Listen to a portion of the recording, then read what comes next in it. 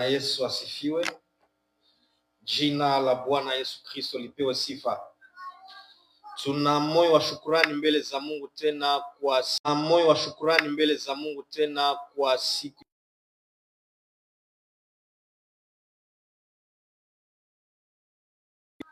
ambao tunakusanyika mbele za Mungu kama hivi. Tunasema asante sana, maana ni wengi wangetamani kufika siku ya leo, lakini hawakupewa hiyo neema. Lakini kama mimi na wewe tumepata neema ya kufika mbele za Mungu kwa siku ya leo, acha jina lake liendelee kupewa sifa katika maisha yetu. Tutaenda kufungua mara moja Biblia zetu. Tutaenda kusoma katika kitabu wa Waamuzi sura yake ya 11. Tutaanzia kumstari wa kwanza hadi mstari wa 11. Waamuzi sura yake 11 mstari wa kwanza hadi 11. Tunasoma katika jina la Yesu Kristo. Biblia inasema hivi: basi Yefta Mgileadi alikuwa mtu wa nguvu na hodari, naye alikuwa mwana wa kahaba. Gileadi alizaa Yefta, na mke wa Gileadi alimzalia wana. Na wakati wana wa mke wake walipokuwa, wakamfukuza Yefta, wakamwambia, wewe hutarithi katika nyumba ya baba yetu, kwa maana wewe ni mwana wa mwanamke mwingine. Basi Yefta akakimbia ndugu zake, akakaa katika nchi ya Tobu. Watu bure walikusanyika kwa Yefta, wakatoka pamoja naye. Na ilikuwa nyuma ya wakati, wana wa Amoni wakapiga vita juu ya Israeli. Na ilikuwa hivi, wakati wana wa Amoni walipopiga vita juu ya Israeli, wazee wa Gileadi wakakwenda kuchukua Yefta toka nchi ya Tobu. Wakamwambia Yefta, kuja uwe kiongozi wetu, tupate kupigana na wana wa Amoni. Yefta akawaambia wazee wa Gileadi, humkunichukia na kunifukuza toka nyumba ya baba yangu? Na kwa nini munakuja kwa sasa kwangu wakati ninyi katika tabu? Wazee wa Gileadi wakamwambia Yefta, kwa hivi tumegeuka kwako tena sasa, ili uende pamoja nasi na kupigana na wana wa Amoni, nawe utakuwa mkubwa wetu juu ya wenyeji wote wa Gileadi. Yefta akawaambia wazee wa Gileadi, kama munanirudisha kwetu tena kupigana na wana wa Amoni, na Bwana atawatoa mbele yangu, nitakuwa mkubwa wenu. Wazee wa Gileadi wakamwambia Yefta, Bwana atakuwa mshuhuda katikati yetu, hakika tutafanya sawasawa na maneno yako. Basi Yefta akakwenda pamoja na wazee wa Gileadi, na watu wakamtia awe mkubwa na kiongozi juu yao. Yefta akasema maneno yake yote mbele ya Bwana kwa Misipe. Amen. Bwana Yesu apewe sifa sana. Jioni ya leo nataka tuzungumze somo ambao inasema neema ya Mungu kwa mtu aliyekataliwa. Ni kusema kuna neema ya Mungu kwa mtu ambaye anaweza kuwa anakataliwa katika maisha. Kwa tafsiri nyingine naweza kusema ya kwamba kukataliwa na watu sio laana, kukataliwa na watu sio mikoshi, wala niseme tena kukataliwa na watu si kama vile misingi za kifamilia, lakini utaelewa ya kwamba kukataliwa na watu ni moja ya vitu ambavyo mtu anakuwa akipitia katika maisha. Ni moja ya majira ambayo mwanadamu anaweza kupitia katika maisha yake. Lakini najua ya kwamba hata mtu angekataliwa na watu, lakini bado kungaliki neema ya Mungu kwa mtu yule ambaye aliyekataliwa. Bwana Yesu atusaidie sana. Nataka ole ya kwamba hakujakuwa mtu yeyote katika dunia hii ambaye aliweza kujichagulia wazazi wa kumzaa. Yaani kila mtu katika dunia hii, hakuna ambaye alikuwa na fursa ya kusema kwamba ningependa nizaliwe na mzazi fulani, ningependa nizaliwe na mama fulani, ningependa baba fulani ndio akuwe mzazi wangu, au ningependa watu fulani ndio wakuwe wa ndugu yangu. Yaani katika mambo ya kuzaliwa, mwanadamu hana mamlaka ya kujichagulia ni nani yule ambaye anaweza kumzaa. Dunia inaweza kupatia nafasi ya kuchagua marafiki ambao unawapenda. Uko na ile mamlaka kama vile mtu ama kama vile mwanadamu kuchagua marafiki ambao unawapenda. Unaweza kuchagua mtu ambaye unataka ufanye naye ndoa. Unaweza kusema nataka huyu ndiye akuwe mke wangu, nataka huyu ndiye akuwe mume wangu. Lakini kwa lengo ya kuchagua wazazi haiwezekani. Sisi sote tulijikuta tumezaliwa katika jamaa tofauti. Kati yetu hakuna yule mtu ambaye aliweza kujichagulia mzazi wa kumzaa. Sisi sote tulijikutana tumezaliwa katika jamaa, tulijikutana tumekuwa na wandugu ambao sisi wenyewe hatukuwachagua. Na utaelewa ya kwamba leo unakutana katika dunia, unakutana watu wengi wanakuwa wakisema, ingelikuwa naweza kupewa nafasi ya kuchagua ni jamaa gani ambayo naweza kuzaliwa amo, kama singezaliwa katika jamaa hii. Kwa sababu unakutana changamoto ambazo wanapitia katika jamaa, katika shida ambazo wanapitia katika jamaa, inafanya hata mtu anungunike kwa nini alizaliwa katika hiyo jamaa. Na unakutana mtu iko na tamani kusema ya kwamba ni heri ningezaliwa hata katika jamaa ya fulani, ni heri hata fulani ndio angekuwa mzazi wangu, ni heri hata fulani ndio angekuwa baba yangu wala mama yangu. Lakini nataka tolea kwamba kila jamaa ina udhaifu wake. Hakuna jamaa ambayo ilishakamilika katika dunia hii, kwa sababu ni wanadamu ndio wanaishi katika hiyo jamaa. Unaweza kutamani jamaa ingine, unafikiri kwamba ndio jamaa ambayo inakamilika, kumbe haijakamilika kamwe, kwa sababu ni wanadamu. Ndiyo maana nakutana watu wengi wanakuwa wakilalamika na kujuta. Yawezekana wamezaliwa katika jamaa ambao ina vituko mingi, ina mambo mengi, mpaka wanajuta na kusema, kwa nini nimezaliwa katika jamaa hii? Kwa nini nimepata wazazi kama na hawa? Kwa nini nimepata wandugu kama na hawa? Yaani unakutana mtu iko na juta kwa nini amezaliwa katika hiyo jamaa. Lakini nataka uelewe kwamba hakuna mtu yeyote ambaye alishaweza kujichagulia jamaa ya kuzaliwa ndani. Ni Yesu tu peke yake ndiye aliyechagua wazazi wa kumzaa. Kwa sababu ukisoma katika kitabu ya Luka, utaona zile habari wakati malaika Gabrieli alipomchomekea Bikira Miriamu na kumwambia kwamba umejaliwa neema, maana katika tumbo yako kutatoka yule ambaye atakayeokoa ulimwengu. Ni kusema ni Yesu mwenyewe ndiye alichagua na kusema ya kwamba Mariamu ndio atakuwa mwanamke ambaye atakayemzaa. Lakini sisi wanadamu, hakuna mtu yeyote ambaye iko na mamlaka ya kusema ya kwamba nataka nizaliwe katika jamaa fulani, wala nataka mtu fulani ndiye akuwe mzazi wangu. Na tatizo sio kuzaliwa na kahaba, lakini tatizo ni kuishi maisha ya ukahaba. Tatizo sio kuzaliwa na mwizi, lakini tatizo ni kuishi maisha ya wizi. Tatizo sio kuzaliwa na mlevi, lakini tatizo ni wakati mtu anaishi maisha ya kulewa kila siku. Ni kusema ya kwamba wazazi wako wanaweza kuwa wakutembea vizuri na Mungu, lakini haitakuwa sababu ya kusema kwamba na wewe hutatembea vizuri na Mungu. Unaweza kuzaliwa na mzazi ambaye alikuwa kahaba, lakini haisema ya kwamba na wewe unatakiwa kuishi maisha ya ukahaba. Unaweza kuzaliwa na wazazi ambao ni maskini, lakini sikusema ya kwamba na wewe unatakiwa uishi maisha ya umaskini.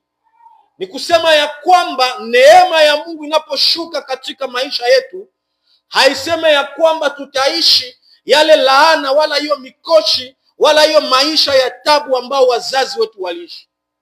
Unakutana wengi wanakuwa wakijitetea na kusema ya kwamba kama niko mlevi hivi leo ni kwa sababu baba yangu naye pia ni mlevi. Kama niko msharati leo ni kwa sababu mama yangu pia ni msharati. Lakini nataka nielewe ya kwamba hatuna haja ya kusema ya kwamba maisha yetu imeharibika kwa sababu tumezaliwa na wazazi wabaya. Tunaweza kuzaliwa na wazazi wabaya, lakini neema ya Mungu inaweza kushuka katika maisha yetu na kubadilisha maisha yetu. Bwana Yesu atusaidie sana. Ndio maana hatuna ujibu ya kusema ya kwamba maisha yangu imeharibika kwa sababu nimezaliwa na wazazi wabaya. Ndiyo, sikatai, wazazi wana mchango kubwa kwa ajili ya maisha yetu, lakini anaye mchango kubwa zaidi kwa ajili ya maisha yetu ni Mungu peke yake.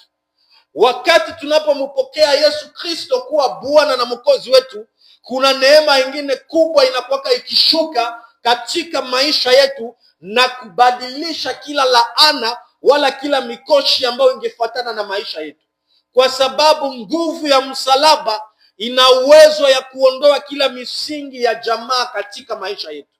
Wakati tunapopata neema ya kumjua Yesu Kristo kuwa Bwana na Mwokozi wetu, inakuwa ikibadilisha mambo mengi katika maisha yetu.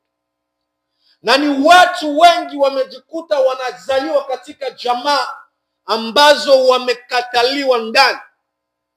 Yaani unakutana ndugu zako hawakupendi, ndugu zako hawakusamini, wanaleta ujeuri na uadui bila sababu ya msingi. Yaani unakutana umezaliwa katika jamaa, wengi tu unachukiliwaka katika jamaa yetu. Watu wote katika jamaa hawakuoni ya kwamba wewe umefaa. Umekataliwa na watu katika jamaa yako. Lakini nataka uelewe ya kwamba jamaa yako inaweza kukukataa, lakini Mungu hawezi kukataa kamwe. Maana kuna neema ya mtu ambaye aliyekataliwa na ndugu zake. Neema ya Mungu bado ingaliki inatembea kwa watu ambao waliokataliwa na ndugu zake. Ni wengi wanakuwa wakilia na kutosha machozi. Unakutana amezaliwa katika jamaa, na katika jamaa hakuna yule ambaye anamuona ya kwamba nafaa. Zaidi wakati unakutana umezaliwa katika jamaa, ni wewe peke yako tu ndio hauna kitu. Ni wewe peke yako ndio maisha inakatala.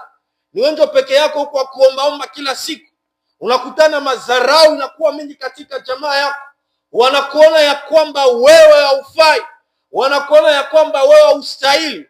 Hata kwenye mazungumzo ya jamaa ama katika mitingi ya jamaa, wewe hawawezi kukuita. Na wakikuita wakati unapoomba nafasi ya kuongea, wanakuima nafasi ya kuongea. Umekuwa mtu ambaye umekataliwa na ndugu zako ama na marafiki zako. Lakini nataka uelewe ya kwamba bado neema ya Mungu ingaliki. Mungu ana uwezo ya kubadilisha mazingira ya maisha yako. Neema ya Mungu ingaliki inatembea kwa watu ambao waliokataliwa. Hata kama umekataliwa na watu, nataka uelewe jioni ya leo ya kwamba bado Mungu hajakukataa. Na kama Mungu hajatukataa katika maisha yetu ndio inatosha. Wanadamu wanaweza kutukataa, wanadamu wanaweza kututupa na kutusahabu, wanadamu wanaweza kutuchukia bila sababu ya msingi, lakini kama tungaliki natembea vizuri na Mungu, ndio ya maana katika maisha yetu. Maana neema ya Mungu ingaliki bado natembea na kufanya kazi kwa watu ambao waliokataliwa na wapendwa zao. Na habari ambazo tunamaliza kusoma hapa katika kitabu ya Waamuzi ni habari za mtu ambaye anaitwa Yefta. Na katika lugha ya Kiebrania, Yefta maana yake inaonyesha ya kwamba Mungu hufungua wala atakayefungua. Ndiyo maana ya jina ya Yefta katika Kiebrania. Lakini Biblia inasema ya kwamba huyu ndugu Yefta alikuwa mtu mwenye nguvu, tena alikuwa hodari sana. Alikuwa mtu mwenye nguvu, lakini tena pia alikuwa mtu hodari sana. Lakini mwiba ambao alikuwa katika maisha ya Yefta ni kwa sababu ni mtoto wa nje ya ndoa. Mama yake alikuwa kahaba. Yaani Yefta ni mtoto ambaye alikuwa wa nje ya ndoa na mama yake alikuwa kahaba. Na wakati walipokomaa, wandugu zake wakamkimbiza na kumwambia ya kwamba wewe haustahili kurithi katika jamaa yetu kwa sababu uko mtoto wa nje ya ndoa. Elewa ya kwamba Yefta hakuchagua kukuwa mtoto wa nje ya ndoa. Yefta hakuchagua kukuwa mtoto wa kahaba, lakini ilitokea akazaliwa na mama yake ambaye alikuwa kahaba, na ikamfanya kwamba wandugu zake wamwambia kwamba wewe hauna haki ya kurithi katika jamaa yetu, kwa sababu uko mtoto wa nje ya ndoa. Bwana Yesu atusaidie sana. Ndio maana nataka uelewe ya kwamba kila yule ambaye alizaliwa na wazazi ambao ni wahuni, si kusema ya kwamba alipenda wazazi wake wakuwe wahuni, lakini ilitokea hana kosa yoyote. Elewa ya kwamba Yefta hakukuwa na kosa yoyote, kwa sababu hakuchagua azaliwe na mwanamke ambaye alikuwa kahaba. Lakini wandugu zake walimwambia kwamba wewe haustahili kurithi katika jamaa yetu, kwa sababu uko mtoto wa kahaba, kwa sababu umezaliwa nje ya ndoa yetu. Bwana Yesu atuonee huruma sana. Wakati nilikuwa nikisoma hapa, nikaelewa ya kwamba kumbe vita ya mambo ya urithi haikuanzaka leo. Tumeona watu wengi wanakuwa wakipigana, na inafika hata kiwango wanauana kwa ajili ya mambo ya urithi, kwa ajili ya vitu ambavyo hawakusumbukia, lakini wako tayari kumwanga damu. Katika hii mwaka ambao imepita, tumesikia habari za watu ambao walichomekana visu kwa sababu tu ya mambo ya urithi. Na wakati nilikuwa nikisoma hapa, nikaelewa ya kwamba kumbe hii vita za urithi hazikuanza leo, zilianza tangia zamani. Huyu ndugu Yefta akafukuzwa na wandugu zake kwa sababu alikuwa mtoto wa nje ya ndoa. Kwanza naweza kusema kwamba huyu ndugu Yefta alikuwa na bahati, kwa sababu wandugu zake walipata hiyo bidii ya kumwambia ya kwamba wewe hauna haki ya kurithi katika jamaa yetu. Ingekuwa wengine wangetamani hata kumaliza maisha yake, ingekuwa wengine wangetamani hata kumuua, lakini naweza kusema ya kwamba alikuwa na bahati, kwa sababu wandugu zake walimwambia ya kwamba wewe haustahili kurithi mali ya nyumba hii, kwa sababu kwa mtoto wa nje ya ndoa. Bwana Yesu atuonee huruma sana. Hata Yusufu naye alikataliwa na ndugu zake. Ilifika kiwango ndugu zake walimtupa ndani ya shimo. Baada ya kumtupa ndani ya shimo, wakamuuzisha. Yusufu akaenda katika maisha ya Misri. Bwana Yesu atuonee huruma sana. Wakamchukia bila sababu ya msingi. Wakamchukia kwa sababu ya karama ya ndoto yake. Ndugu zake wakamkataa. Walitamani hata kumuua, lakini ndugu yake Rubeni ndio alimsaidia, na mpaka kafika kiwango wakasema ya kwamba tumuuzishe. Wa ndugu zake ambao walikuwa wakichangia nao baba wakaamua kumuuzisha. Na huyu Yefta na wa ndugu zake wakamwambia, ondoka, hautarithi katika nyumba hii. Biblia inasema ya kwamba Yefta akaondoka, kaenda zake, akakimbia. Lakini Biblia inasema ya kwamba Yefta hakukimbia yeye mwenyewe. Kuna wale ambao walimfuata. Ukisoma Biblia, wakati kwa tukisoma katika mstari wa 3, inaonyesha kwamba kuna wengine watu wa bure ambao waliamua kwenda pamoja naye. Na wakati nilikuwa nikisoma mahali hapo, nikaelewa ya kwamba hata watu wote wanaweza kutukataa, lakini kuna wale ambao watakuwa tu karibu pamoja na sisi. Ndugu zetu wa damu wanaweza kutukataa, lakini hatutakosaka wale ambao watakuwa pamoja na sisi, ambao watakuwa zaidi ya ndugu. Yefta alifukuzwa na ndugu zake, lakini hakuenda mwenyewe. Alikuwa na watu ambao waliamua kusema ya kwamba tutaenda pamoja na wewe Yefta. Bwana Yesu atuonee huruma sana. Ni kusema hata watu wote watukatae, lakini kuna wale ambao bado wangaliki na tukubali. Kuna ngali ambao bado wangaliki na tupenda. Hata watu waseme ya kwamba wanatuchukia. Ndugu zako wanaweza kuchukia, rafiki zako wanaweza kuchukia, lakini nataka uelewe ya kwamba kuna yale mabaki ambayo bado ingaliki na kusamini. Hata watu wote wenye kukataa, hata ndugu zako ambao umezaliwa pamoja nao wenye kukataa, lakini elewa ya kwamba kuna wale ambao bado wangaliki na kusamini. Yefta akakimbia zake, akaenda katika nchi ambayo inaitwa Tobu pamoja na wale watu ambao walimfuata. Biblia inaendelea kuonesha ya kwamba ikawa siku moja wana wa Amoni, taifa ya Amoni, ikafanya vita na Israeli na ikawapiga kabisa wa Israeli vizuri vizuri. Ndipo walipomkumbuka Yefta. Bwana Yesu atusaidie sana. Ndipo walipomkumbuka Yefta baada ya kupigwa na wana wa Amoni.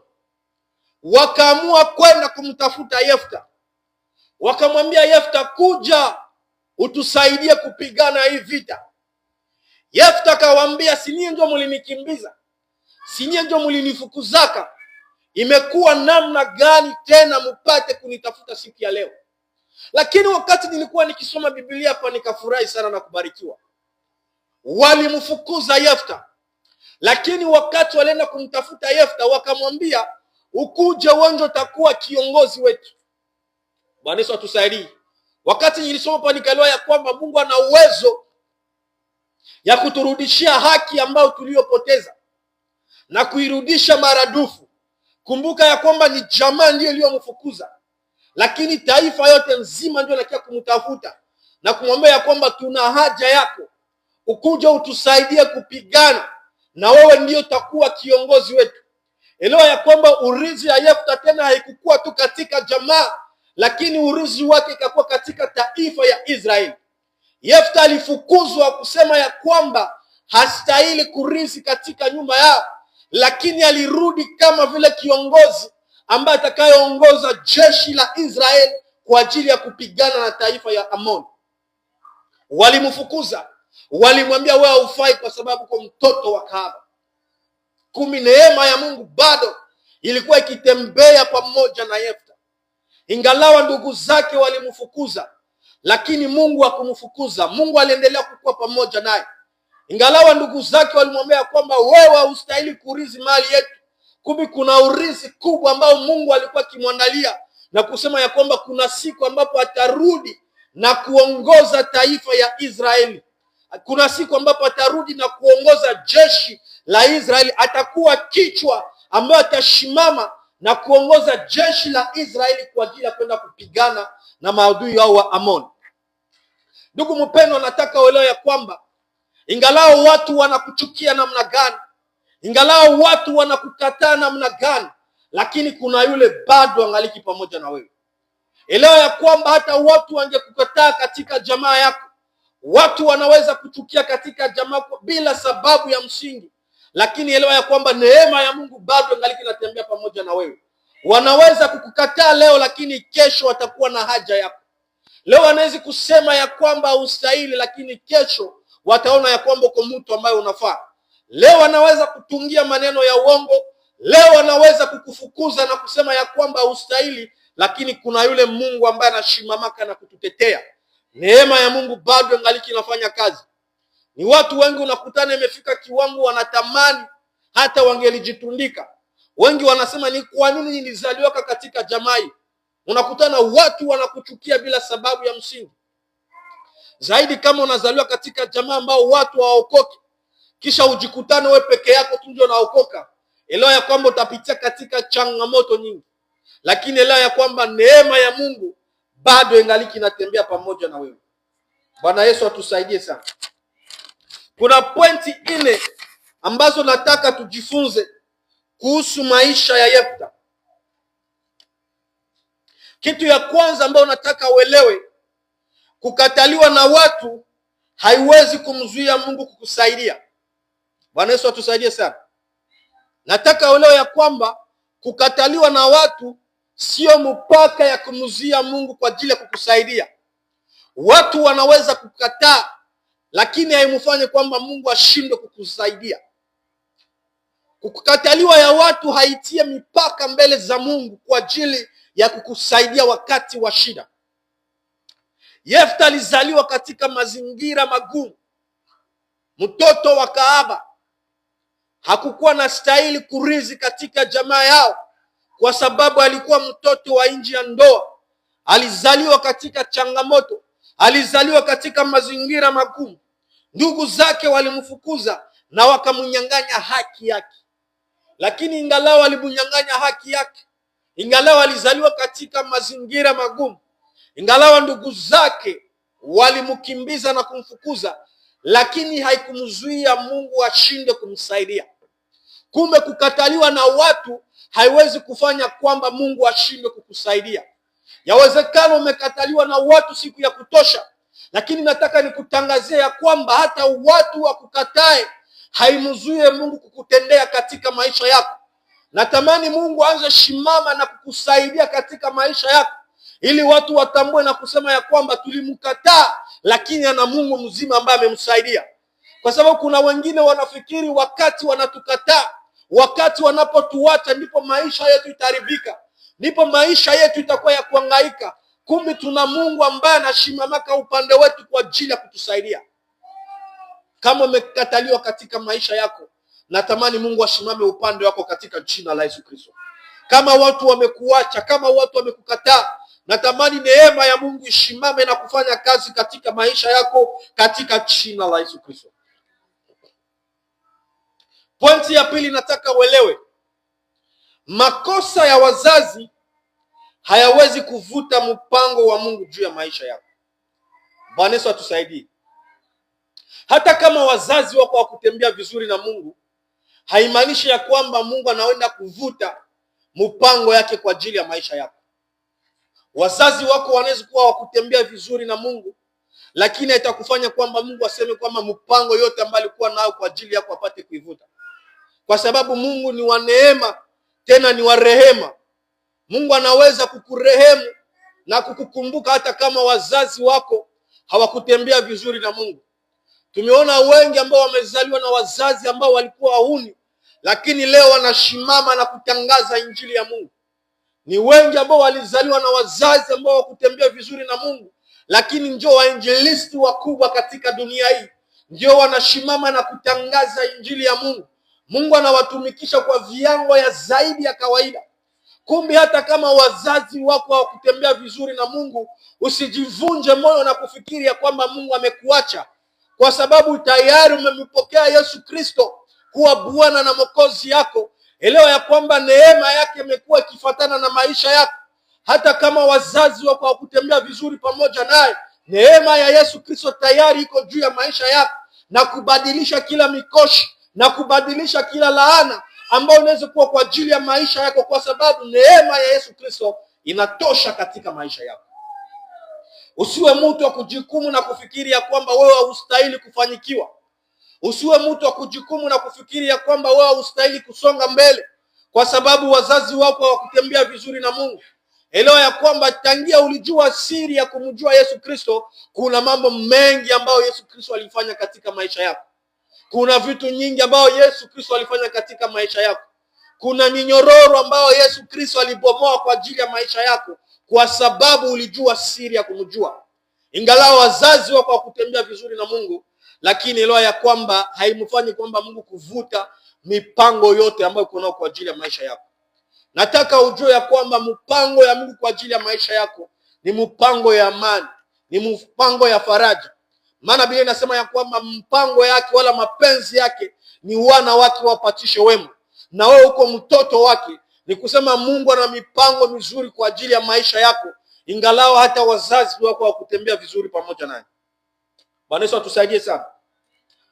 Kitu ya tatu nataka uelewe, Mungu mjenga mtu katika maumivu. Yefta alipitia katika maumivu katika nchi ya Tobu, wakati alifukuzwa na ndugu zake, lakini alizungukwa na watu pia waliozarauliwa, watu ambao waliamua kumfuata. Lakini huko katika nchi ya Tobu ndipo Mungu alianza kumtengeneza. Elewa ya kwamba katika maumivu ambayo unapitia ndani, usifikiri ya kwamba Mungu amekuacha, lakini ujue ya kwamba Mungu yuko na kutengeneza. Mungu yuko na kuandaa kwa ajili ya heshima yako. Mungu yuko na kuandaa kwa ajili ya utukufu yako. Mara kwa mara wakati tunapopitia katika changamoto za kimaisha, wakati watu wanatuacha, tunapitia katika mazingira mabaya, ndiyo watu wanaweza kukutupa na unakutana maisha yako yanabadilika. Maisha yako inakuwa magumu. Maisha yako inakuwa ya kuzorota na kufikiri ya kwamba kumbe ulikuwa naishi kumikono ya wale watu, ijapokuwa unaishi katika mikono ya Mungu. Nataka uelewe ya kwamba watu wanaweza kukuacha, na katika kipindi yako ya maumivu ndipo ambapo Mungu yuko na kukumbuka na kufanya kazi kwa ajili ya maisha yako. Wakati wa magumu ni wakati ambapo Mungu anakuwa akitutengeneza. Ndio maana usimuache Mungu kwa sababu umepitia katika magumu. Usimuache Mungu kwa sababu umepitia katika changamoto, kwa sababu kwa wakati wa maumivu ndipo ambapo Mungu anakuwa akishimama kwa ajili ya kukutengeneza.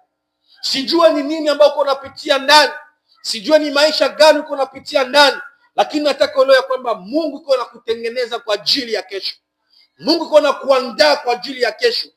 Haijalishi ni mambo gani ambayo umepitia ndani, lakini jua ya kwamba Mungu uko pamoja na wewe. Mungu anakutengeneza kwa ajili ya maisha ya kesho. Bwana Yesu atusaidie sana. Nimalizie na kusema hivi: walio kukataa watakurudia kwa heshima. Bwana Yesu atusaidie sana. Watu ambao walio kukataa katika maisha watatamani kukurudia, na kukurudia au itakuwa kukurudia kwa heshima. Walikufukuza kwa madharau, lakini watakurudia kwa heshima. Bwana Yesu atusaidie. Wale ambao waliokufukuza, wale ambao waliokukataa na kusema ya kwamba ustahili, walikuonesha madharau ya kila aina, watakapopenda kurudi katika maisha yao hawatarudi. Watakapopenda wakurudisha katika maisha yao hawatakurudisha kwa namna gisi walivyokufukuza, lakini watakurudisha kwa heshima. Walikukataa kwa madharau, lakini watapenda wakurudishe kwa heshima. Yefta walimfukuza kwa madharau, walimwambia wewe ustahili kwa mtoto wa nje ya ndoa, wewe ni mtoto wa kahaba. Hiyo ni mambo ya kunibisha sana moyo, wakuambia ya kwamba kwa mtoto wa kahaba, kwa sababu hakuna kitu kibaya kama vile wakuambie kuhusu udhaifu yako, wakuambie kuhusu yale mama ambayo inakusumbua kama moyo, kwa sababu hakuna mtu ambaye anaweza penda azaliwe na kahaba. Lakini utafanya nini? Ulijikutana kahaba ndiye aliyokuzaa. Walimwambia uko mtoto wa kahaba, uko mtoto wa nje ya ndoa, wewe haustahili kurithi katika jamaa yetu. Lakini wale waliomfukuza walimtafuta kwa heshima, wakamwambia Yefta, kuja utusaidie kupigana vita, na sio kutusaidia kupigana tu vita. Wewe utakuwa kiongozi wetu, wewe utakuwa mkubwa wetu, wewe utakuwa kamanda wetu, wewe utakuwa kichwa yetu. Walimfukuza kwa madharau, lakini wakamrudisha kwa heshima.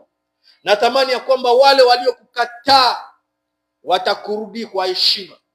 Wale waliokudharau na kusema ya kwamba ustahili, watarudi wakikutafuta kwa heshima. Watatamani namna gani watakufika hako ili wapate kuzungumza na wewe, kwa sababu walikufukuza kwa madharau, lakini watakutafuta kwa heshima. Usijali na mama ambayo unapitia ndani, usijali na changamoto ambazo unapitia ndani. Umekataliwa na watu wengi katika dunia hii, umezarauliwa na watu wengi katika dunia, lakini kumbuka ya kwamba heshima yako iko. Kumbuka ya kwamba neema ya Mungu ingaliki inatosha katika maisha yako. Hata kama umekataliwa na wanadamu, lakini ninachokijua ya kwamba neema ya Mungu bado ingaliki kwa ajili ya maisha yako. Ndio maana jioni ya leo nakuja kutangazia, haijalishi umekataliwa na wakina nani, haijalishi ni wanani wamekutupa, lakini nataka uelewe ya kwamba neema ya Mungu ingaliki inafanya kazi. Hata kama walikukataa, neema ya Mungu ingaliki katika maisha yako. Wanaweza kukukataa, lakini bado Mungu hajakukataa. Endelea kubambania Mungu wako, endelea kumshika Mungu wako, kwa sababu ni yeye tu peke yake hawezi kukukataa. Watu wa dunia wanaweza kukuacha, watu wa dunia wanaweza kudharau, lakini kuna yule ambaye hawezi kuacha, ambaye ni Mungu, ambaye tunamtangaza kwenye El Shaddai.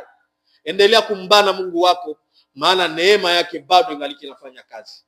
Mungu apate kutubariki sote. Amen. Bwana Yesu asifiwe sana. Nataka tumuombe Mungu. Yawezekana umekataliwa na watu wengi, yawezekana